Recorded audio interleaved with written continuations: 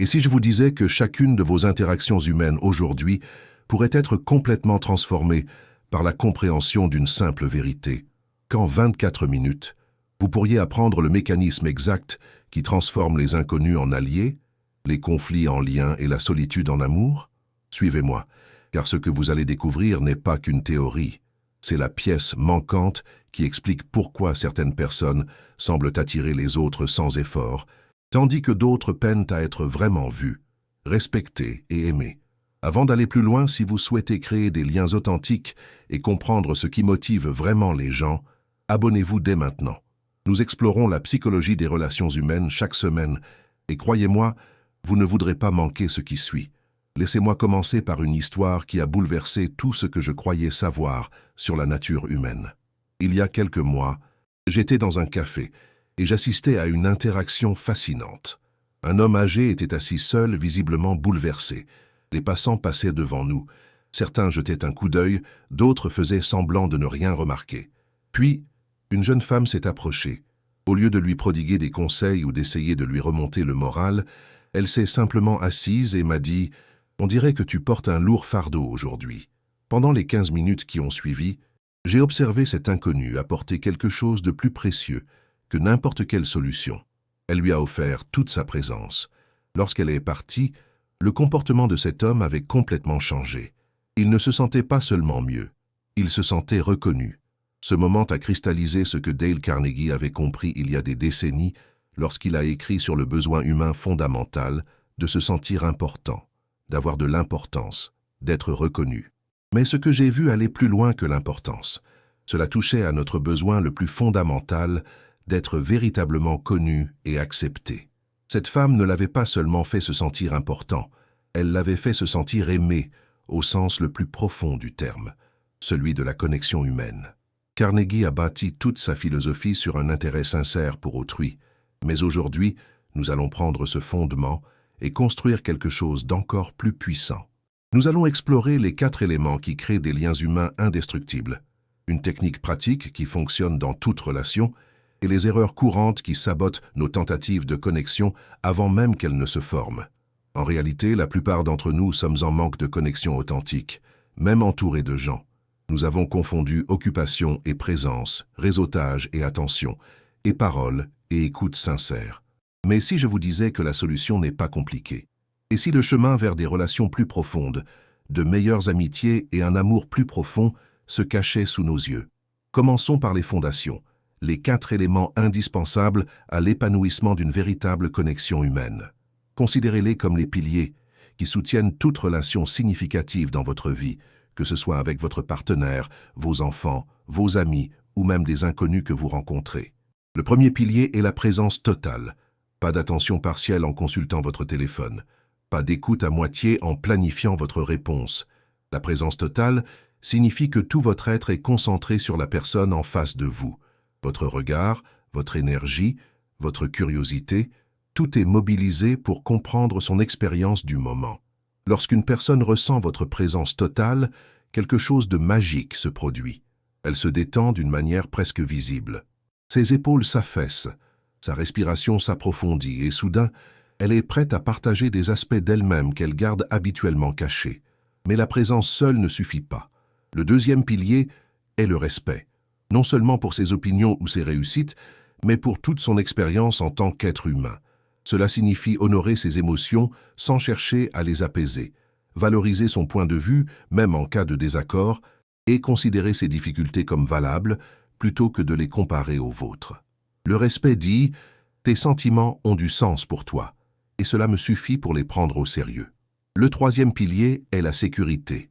Les gens ont besoin de savoir que ce qu'ils partagent avec vous ne sera pas utilisé contre eux plus tard, ne deviendra pas un sujet de commérage pour les autres et ne suscitera pas de jugement ou de critique. La sécurité psychologique est le fondement invisible qui permet à la vulnérabilité de s'épanouir. Quand quelqu'un se sent en sécurité avec vous, il cesse de performer et commence à être authentique. Il partage ses peurs au lieu de ses façades, ses rêves au lieu de ses défenses. Le quatrième et dernier pilier est la chaleur. Il ne s'agit pas d'un enthousiasme factice ou d'une positivité forcée. La véritable chaleur naît d'une réelle préoccupation pour le bien-être d'autrui.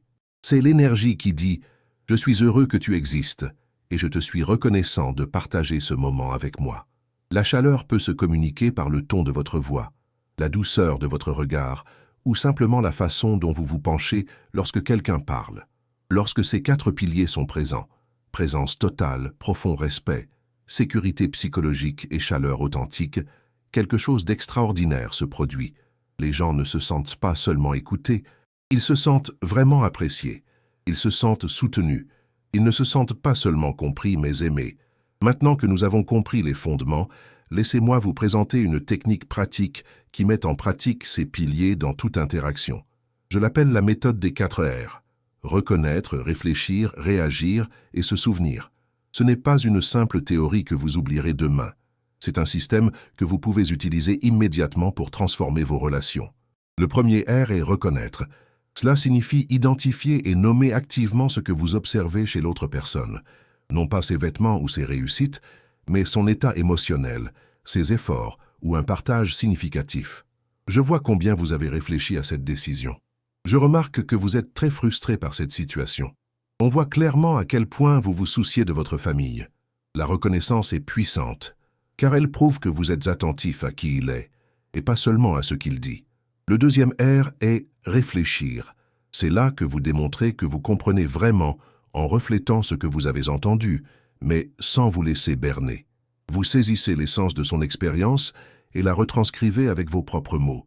Donc, si j'ai bien compris, vous ne vous inquiétez pas seulement de la présentation, mais vous vous inquiétez de l'impact que cela pourrait avoir sur votre crédibilité auprès de l'équipe.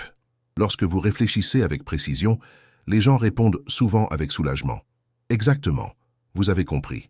Ce moment de compréhension est profondément apaisant.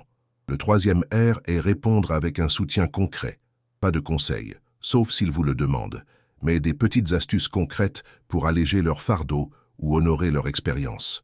Il peut s'agir de proposer de l'aide pour une tâche spécifique, de leur envoyer une ressource que vous pensez utile, ou simplement de leur dire « Qu'est-ce qui vous serait le plus utile en ce moment ?» L'essentiel est d'être précis et exploitable, et non générique ou écrasant. Le quatrième R est « se souvenir ». C'est là que beaucoup de gens échouent, et c'est là que vous pouvez vraiment vous démarquer. Souvenez-vous des détails qui ont compté pour eux et faites un suivi plus tard. Comment s'est passée votre conversation avec votre patron? Avez-vous finalement essayé ce nouveau restaurant dont vous avez parlé? Je repensais à ce que vous avez dit la semaine dernière sur le sentiment d'être dépassé. Comment gérez-vous cela maintenant? En vous souvenant et en faisant un suivi, vous leur montrez que leur vie compte pour vous au-delà du moment présent. Laissez-moi vous montrer comment cela fonctionne dans la vraie vie.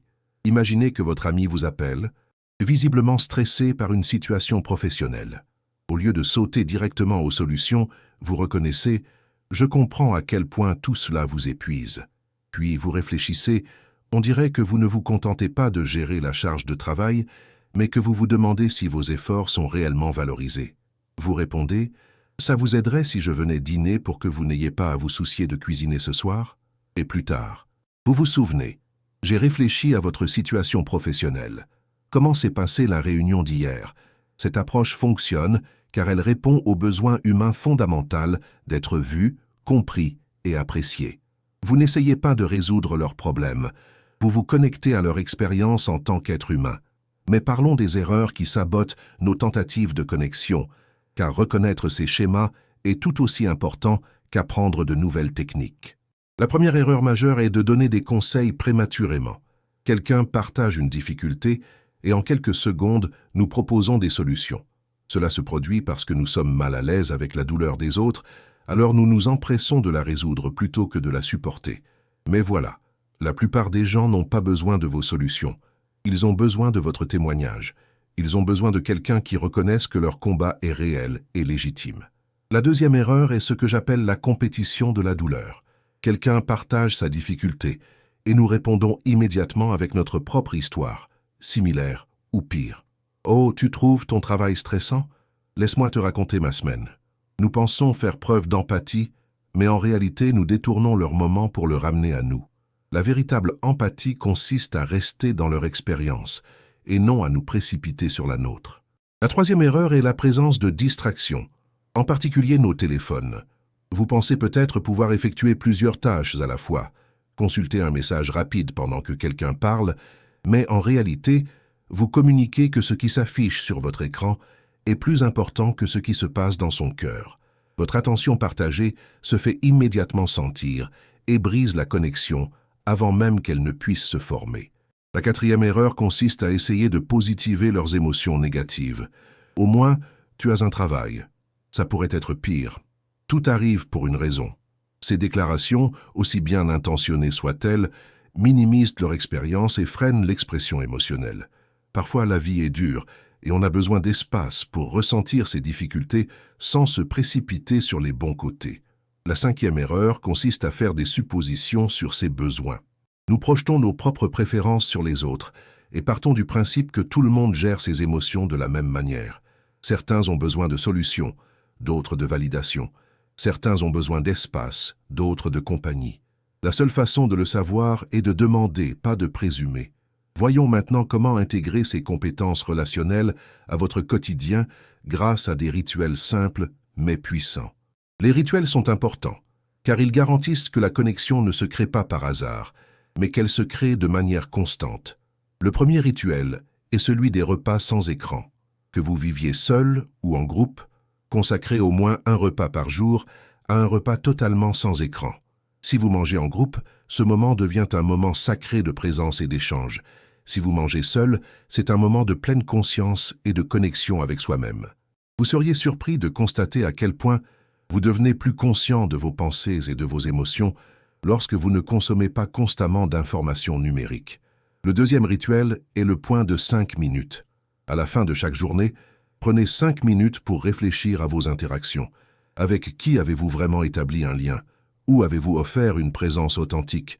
Quel moment avez-vous traversé avec précipitation et méritait plus d'attention? Il ne s'agit pas de juger, mais de prendre conscience.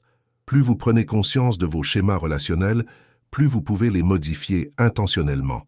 Le troisième rituel est la gratitude spécifique. Au lieu d'une appréciation générale, entraînez-vous à nommer des choses précises chez les personnes de votre entourage que vous appréciez. Non pas « merci pour le dîner », mais « merci de t'être souvenu que je n'aime pas les champignons et d'avoir veillé à ce que les pâtes soient exactement comme je les aime. » Non pas « tu es un bon ami », mais « je te suis reconnaissant de m'avoir écouté parler de ma confusion concernant l'offre d'emploi sans essayer de me pousser à prendre une décision. » La gratitude spécifique montre aux gens que vous remarquez et appréciez leur façon particulière de se montrer. Le quatrième rituel est l'audit mensuel des relations. Une fois par mois, examinez vos relations et demandez-vous « Qui ai-je négligé? Qui a essayé de communiquer avec moi sans que j'aie été trop occupé pour le remarquer? Qui aurait intérêt à recevoir de mes nouvelles en ce moment? Alors, contactez-les sans autre objectif que de créer du lien. Non pas parce que vous avez besoin de quelque chose, ni parce que c'est son anniversaire, mais simplement parce que vous vous souciez d'eux en tant qu'être humain. Ces rituels peuvent paraître anodins, mais ils créent des effets cumulatifs au fil du temps. Chaque interaction sincère renforce la confiance, ce qui favorise la vulnérabilité, approfondit l'intimité et crée le type de relations qui nous soutiennent face aux inévitables difficultés de la vie.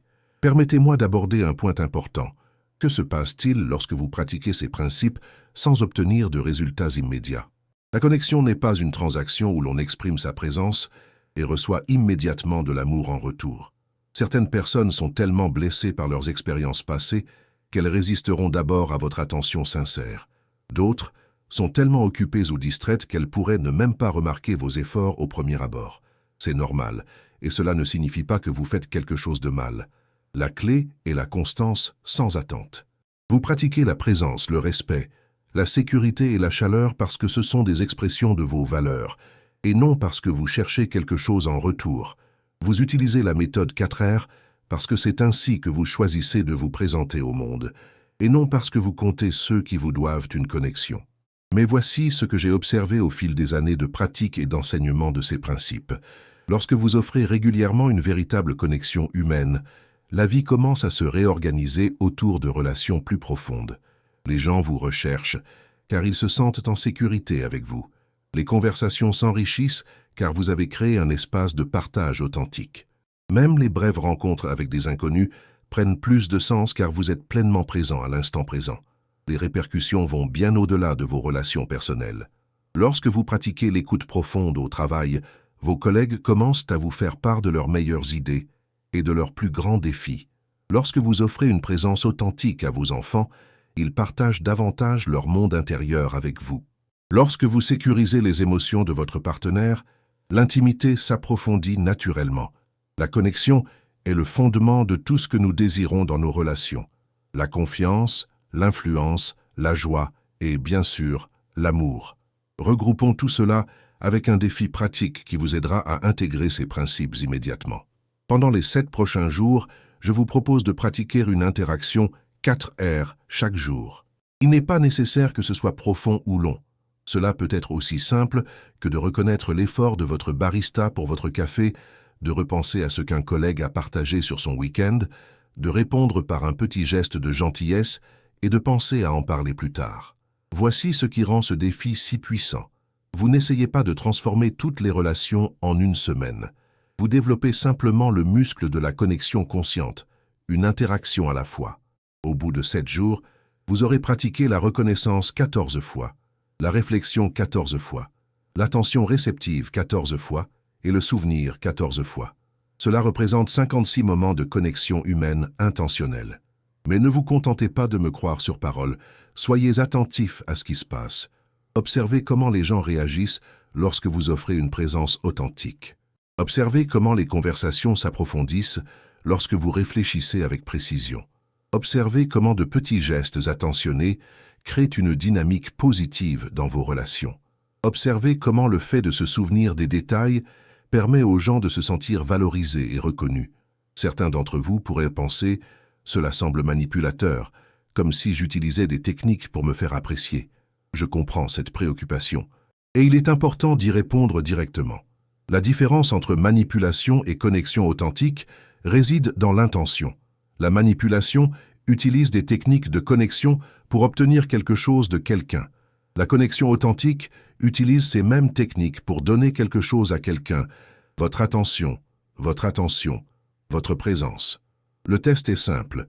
Comment vous sentez-vous après avoir utilisé ces techniques?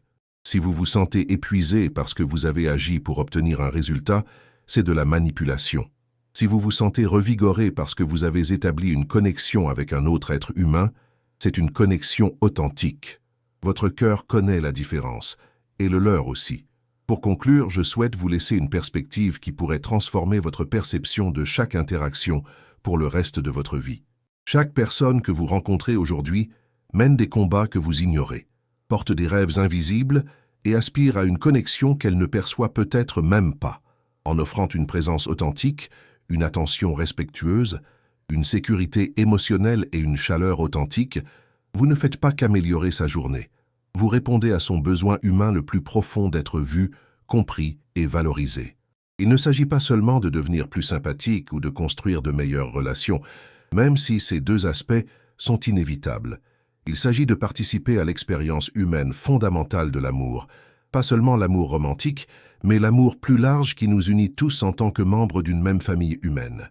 Dans notre prochaine vidéo, nous explorerons ce qu'il faut faire lorsque la connexion semble impossible, lorsque l'on a affaire à des personnes difficiles, que l'on est épuisé émotionnellement, ou que les blessures passées rendent la vulnérabilité dangereuse. Car soyons honnêtes, il y a des moments où nous avons le plus besoin de ces compétences, et ce sont souvent ceux où elles semblent les plus difficiles à atteindre.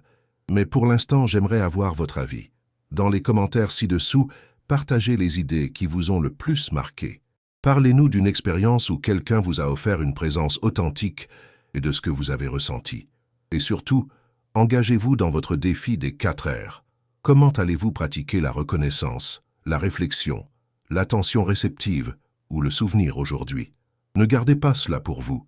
Partagez cette vidéo avec quelqu'un qui pourrait bénéficier de liens plus profonds dans sa vie. Peut-être s'agit-il d'un ami qui lutte contre la solitude, d'un membre de votre famille dont vous aimeriez vous rapprocher, ou d'un collègue qui semble isolé. Lorsque nous partageons nos réflexions sur les relations humaines, nous ne nous contentons pas de diffuser des informations. Nous créons des opportunités pour ces liens mêmes dont nous parlons. Le chemin vers une véritable reconnaissance, un respect et une affection sincère n'est pas compliqué, mais il requiert une intention. Cela commence par la décision de voir les autres pleinement, de respecter pleinement leur expérience et d'offrir la présence dont vous rêvez. Prenez cette décision aujourd'hui, mettez-la en pratique avec constance et voyez votre monde se remplir des liens profonds que votre cœur recherche depuis toujours. N'oubliez pas que tout expert a un jour été un débutant et que toute relation significative a commencé par un instant de véritable connexion humaine. Votre moment, c'est maintenant.